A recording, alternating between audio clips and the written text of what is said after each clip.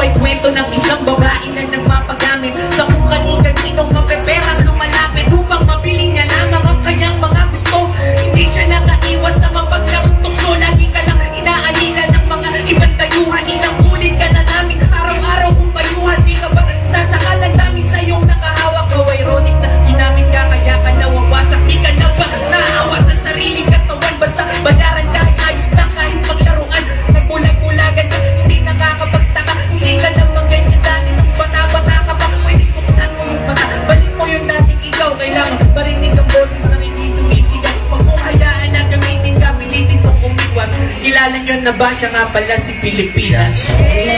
Sa mundo ito ay aking tuwal ang magulang mo at ang kamay nila ang iyong iyak.